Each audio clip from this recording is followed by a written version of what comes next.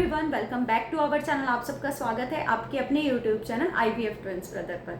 आज मैं आपके साथ शेयर करने वाली हूँ कि जो ऑटिज्म और ADHD है, जैसे कि मैं अभी उसी के बारे में अवेयरनेस जो है उसके लिए लोगों को जो है बता रही हूँ कि ऑटिज्म और ADHD जो है उससे रिलेटेड क्या मिथ्स रहते हैं लोगों को लेकर, तो वो शेयर करने वाली हूँ।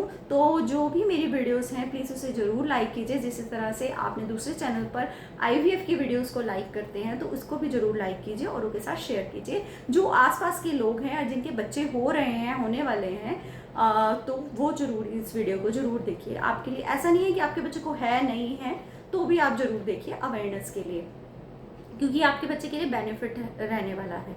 तो ऑटिज्म ADHD को लेकर क्या मिथ्स रहते हैं, बहुत से लोगों के जैसे IVF को लेकर भी मिथ्स रहते हैं। अब तो जैसे ये चीज़ नॉर्मल हो गई है, कोई इसको लेकर अभी भी लोगों के मन में बहुत रहता है कि हमने इसको लेकर किसी को बताना नहीं है, इसको छिपाना है लोगों से। IVF वाले बच्चे अलग होते हैं, वो बीमार रहते हैं, उनको प्रॉब्लम रहती है, वो अपने पेरेंट्स की तरह नहीं दिखते हैं। बहुत से ऐसे लोगों की अभी भी ऐसे रीजंस रहते हैं। तो उसी तरह से ऑटिज्म ADHD अब अवेयरनेस धीरे धीरे हो रही है लोगों के बीच में, क्योंकि इसकी जो बच्चे हैं वो अलग तरीके के जो बिहेवियर इश्यूज जो उनके बीच में रहते हैं वो लोगों को जो है जो स्टार्टिंग पॉइंट में पता चल जाते हैं, वो लोगों को अवेयर कर रहे हैं।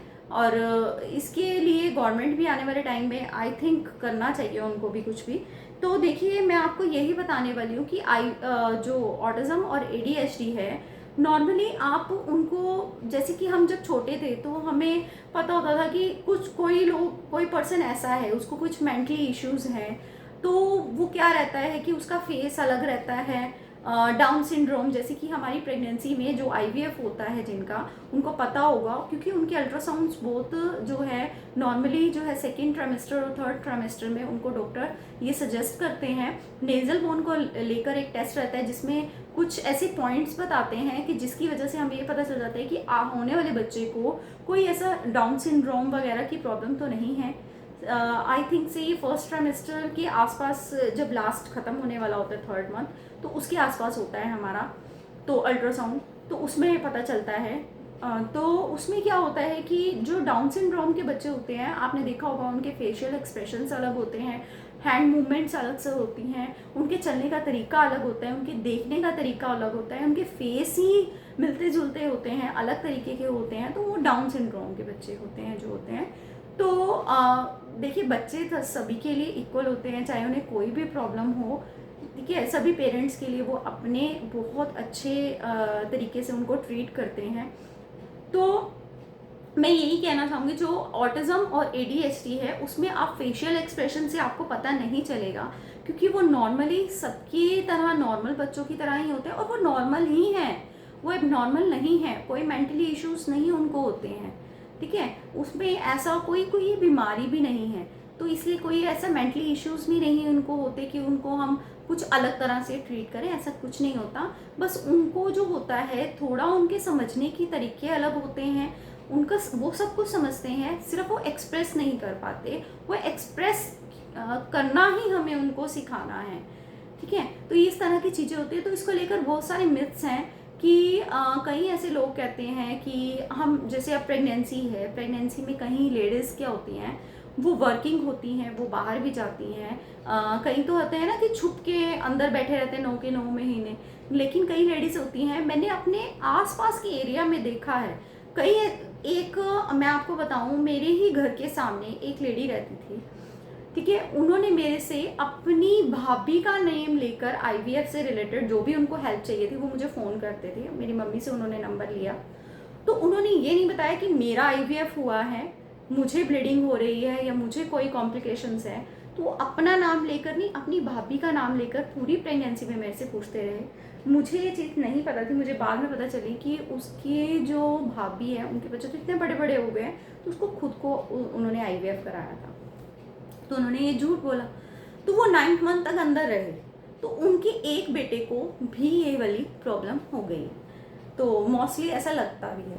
तो क्या हुआ कि अब क्या होता है कि देखिए, वो 9th मंथ अंदर रही, उसके बच्चे को भी हो गया, बाहर घूम रही है तो लोग कहते हैं कि उसको उसको नज़र लग गई, या जैसे ग्रहण लगा हुआ है तो उसने ऐसे कर लिया होगा, वैसे कर लिया होगा, उसने टीवी देख लिया होगा, उसने ये कर लिया होगा। तो ये सारी चीज़ें रहती हैं, ये मिथ्स होते हैं। उसके अलावा क्या मिथ्स होते हैं कि आपने अपने बच्चे को टीवी सारा दिन दिखाया। टीवी दिखाना बिल्कुल गलत है। बच्चे को टीवी सीरियल्स ये बिल्कुल भी मत, सॉरी, जो कार्टून्स हैं इसका बहुत इफेक्ट पड़ता है बच्चों पे, उन्हें नहीं दिखाना चाहिए। लेकिन ये सिर्फ टीवी की वजह से ही होता है, ये बिल्कुल मिथ है, ऐसा नहीं होता है। बहुत से बच्चे ऐसे हैं जो टीवी भी देखते हैं, सब कुछ देखते हैं, लेकिन वो सब कुछ कर रहे हैं, ठीक है। तो जैसे कि फॉर एग्जांपल मैं आपको अपने बच्चों के बारे में बता रही हूँ, ठीक है। तो जैसे कि मेरा जो छोटा बेटा है वो सब कुछ कर लेता है, ठीक है। जो बड़े वाला है वो थोड़ा सा इस चीज़ों को लेकर एक्टिव है, बट इतना नहीं है, ठीक है। तो ये सारी चीज़ें जैसे मैंने आपके साथ शेयर कर रही हैं। तो इसी तरह से बहुत सारे मिथ्स हैं इस चीज़ को लेकर। वो कई लोग बोलते हैं कि किसी ने कुछ कर दिया है इसके ऊपर, किसी की नज़र लग गई है, तुम बच्चे को ज़्यादा निकालते हो, तुम बच्चे की फ़ोटोज़ डालते हो, वीडियोज़ डालते हो। और कई बार ऐसा होता है कि मदर का जो माइंड है उसी तरफ घूमने भी लग जाता है कि हाँ इसी वजह से हुआ होगा। तो ये सारे रीजंस रहते हैं। कई ऐसे कहते हैं कि उनको मेंटली इश्यूज होते हैं, वो बाहर नहीं निकल सकते, वो बच्चों के साथ मिल नहीं सकते, नॉर्मल स्कूल्स में नहीं जा सकते, नॉर्मल लोगों के बीच में नहीं बैठ सकते, बात नहीं कर सकते, कुछ नहीं कर सकते। तो ऐसा भी कुछ नहीं होता है, ये सारे मिथ्स रहते हैं। बिल्कुल वो बच्चे नॉर्मल होते हैं, उनको जो है थोड़ा सा समझने की पेरेंट्स को ज़रूरत रहती है, अपने घर के रिलेटिव्स को ज़रूरत रहती है, उनको समझने की ज़रूरत रहती है। उनको जितना हो सके, जो भी वो अपनी फीलिंग्स को एक्सप्रेस नहीं कर पाते हैं, हमें समझा नहीं पाते हैं, तो धीरे धीरे हम पेरेंट्स हैं, हमें उनको समझाना है, हमें उन्हें करवाना है। तो जितना हो सके आप पेरेंट्स ही उस पर एफर्ट डालेंगे तो ही वो सही हो पाएगा। ये फालतू के जो मिथ्स हैं, ऐसे करने से ऐसा हो गया, ऐसे करने से ऐसा हो गया, इसके बारे में आप मत सोचिए। आप सिर्फ उसके कंक्लूज़न पर जाइए कि अब जो होना था वो तो हो गया है, किस रीजंस की वजह से हुआ है, क्या फैक्टर रहे होंगे। तो इसके बारे में सोचने से तो कुछ होने वाला नहीं है, और वो भी सारे मिथ्स ही रहते हैं। इसका कोई डॉक्टर भी 100% नहीं बता पाए हैं अभी तक, जितनी भी मैंने सर्च किया इसके बारे में। तो कि क्या रीज़न रहता है, कोई बोलता है कि एनवायरनमेंट फैक्टर रहता है, आप अपने बच्चे को बाहर नहीं निकालते हो, आपका बच्चा अंदर रहता है, सारा दिन टीवी देखता रहता है, किसी के टच में नहीं रहता है, सोशलाइजेशन नहीं उसके अंदर है, और अपने बच्चे को आपने घर के अंदर रखा, इतनी लेट उसको स्कूल डाला, इसकी वजह से उसको हो गया है। बहुत सारे इस चीज़ को लेकर फैक्टर्स रहते हैं। कुछ बोलते हैं कि आपका सिजेरियन हुआ, तो आपको नॉर्मल डिलीवरी जो हुई उसके लिए ट्राई नहीं करना चाहिए था। कुछ बोलते हैं कि प्राइवेट हॉस्पिटल में जाना चाहिए, गवर्नमेंट में नहीं जाना चाहिए, वहाँ पर अच्छी देखभाल नहीं होती है, तो इस वजह से हो जाता है। कुछ बोलते हैं कि वैक्सीनेशन जो बच्चों को लगाई जाती है उसकी वजह से हो जाता है। कुछ बोलते हैं कि बच्चों के खाने पीने की डाइट हम इस तरीके की रखते हैं उस वजह से हो जाता है। तो बहुत से ऐसे फैक्टर्स रहते हैं। गट इश्यूज़ की वजह से हो जाता है, हाई फीवर की वजह से हो जाता है, बहुत से इस पर सर्च करोगे तो अलग अलग तरह की आपको चीज़ें मिलेंगी। बिल्कुल इस चीज़ों पर ध्यान मत दीजिए, जो हो गया है होने दीजिए। हो गया है जो हो, आप उसको हम चेंज नहीं कर सकते, ठीक है। उसको हम अपने एकदम से हम उसको चेंज नहीं कर सकते, कहने का मतलब है आप उसको चेंज सिर्फ अपने थॉट से कर सकते हो, एफर्ट से कर सकते हो, और अपने बच्चे पर ध्यान देकर, उसे समझकर, खुद समझकर, पॉजिटिव रहकर ही हम ऐसा कर सकते हैं, ठीक है। तो इस चीज़ को लेकर आपको टेंशन नहीं लेनी है कि ऐसा क्यों हो गया, जो होना था वो तो हो गया, लेकिन अब उसको ठीक करना है। किस तरीके से ठीक करना है वो आप उस पर ध्यान दीजिए। तो आई होप कि आपको आज की वीडियो भी पसंद आई होगी। पसंद आई तो प्लीज़ इसे लाइक कीजिए और उनके साथ शेयर कीजिए। यहीं पर अपनी वीडियो का एंड करूँगी। राधे राधे।